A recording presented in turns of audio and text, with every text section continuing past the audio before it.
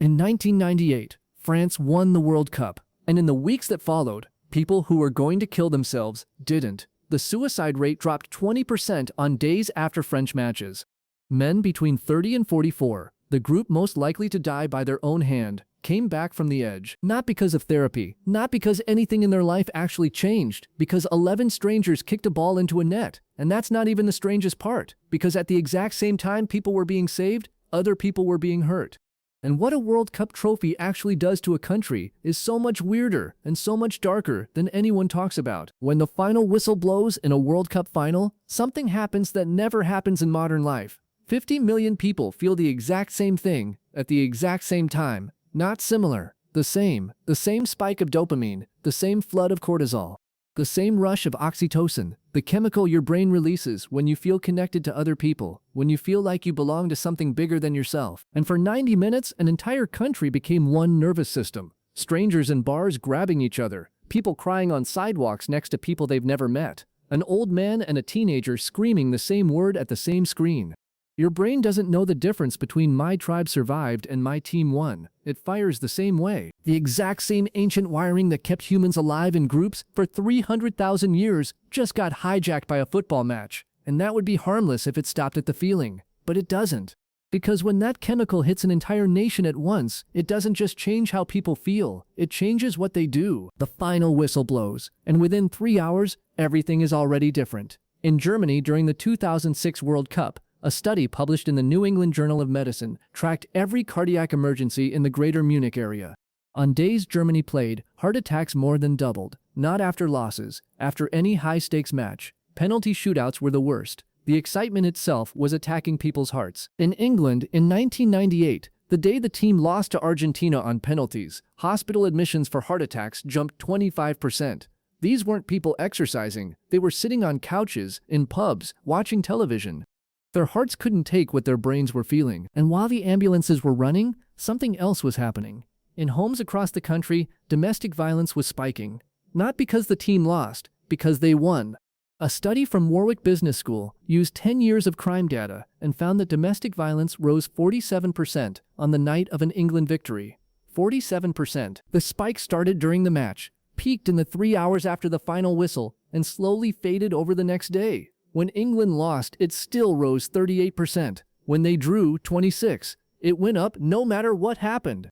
The charity Women's Aid turned the football chant, "It's coming home," into 3 different words. He's coming home. The same chemical that was saving lives in France was destroying them in living rooms across England. The same night, the same trophy. And the country celebrating outside had no idea what was happening behind closed doors. But the morning came. The hangovers faded, the streets got cleaned, and something quieter started happening. Something that showed up not in hospitals or police reports, but in shipping containers, and trade agreements, and stock tickers. When a country wins the World Cup, its GDP rises, not by a lot, about half a percentage point over the next 2 quarters. But here's what's strange. It's not because people inside the country start spending more. It's not some rush of national confidence sending everyone to the shops.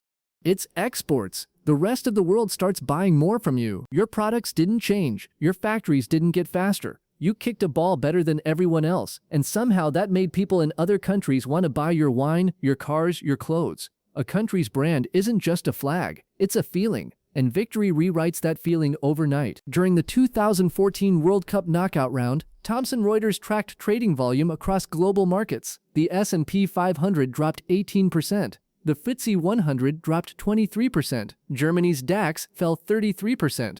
And Brazil, the host nation, saw trading on its own stock exchange crater by 70%. Traders weren't selling, they weren't panicking, they just weren't there. They were watching the match. The global financial system didn't slow down because of a crisis. It slowed down because people couldn't look away from a football game. And then there's what happened on the streets. In France in 1998, the squad that lifted the trophy was black, white, and Arab.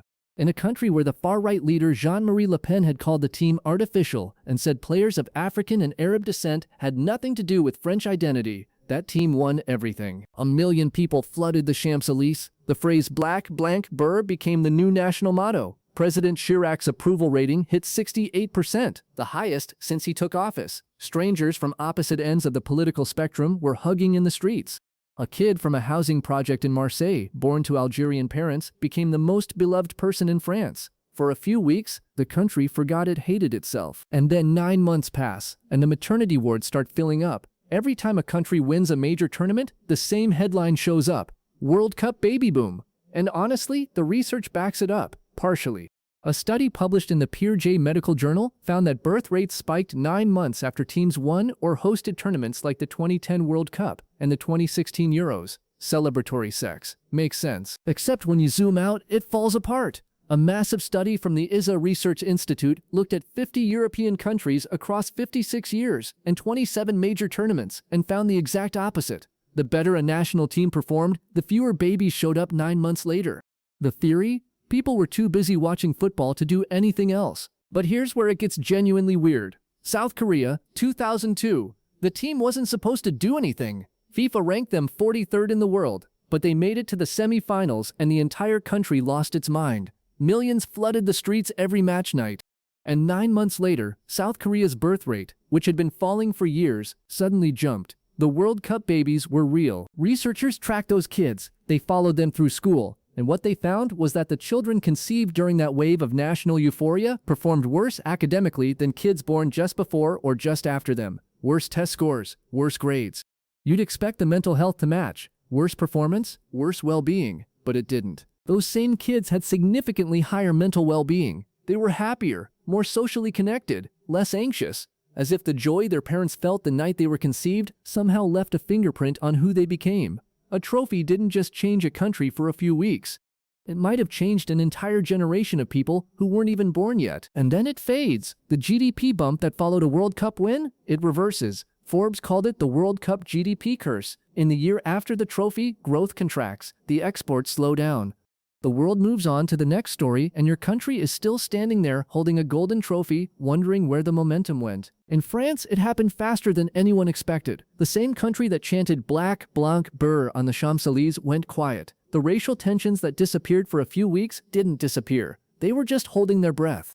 The same politicians came back with the same talking points. The same neighborhoods stayed poor. The same divisions hardened again. 4 years later, Jean-Marie Le Pen, the man who called the World Cup squad artificial, made it to the second round of the presidential election. Some of the players who lifted that trophy in 1998 had to publicly campaign against him.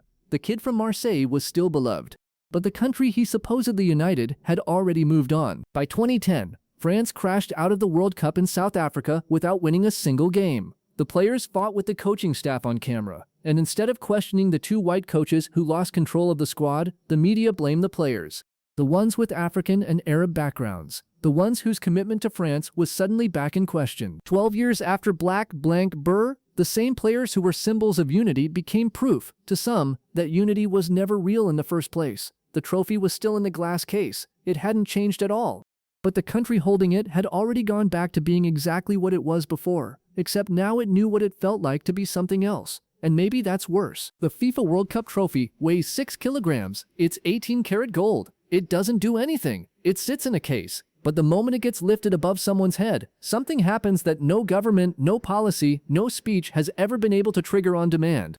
50 million brains fire at once. An economy shifts. Hearts give out. Lives get saved. Lives get destroyed. Children get conceived who'll carry the echo of that night in ways we're only starting to understand. And a country, for a few weeks, believes it's something it isn't. Not better. Not fixed. Just together. And then it's over. The chemical fades, the flags come down, the arguments come back, and the only thing left is the memory of what it felt like, which might be the cruelest part, not that it didn't last, but that it proved it was possible at all. And if you think winning does all of this, what losing does to a country is a completely different story.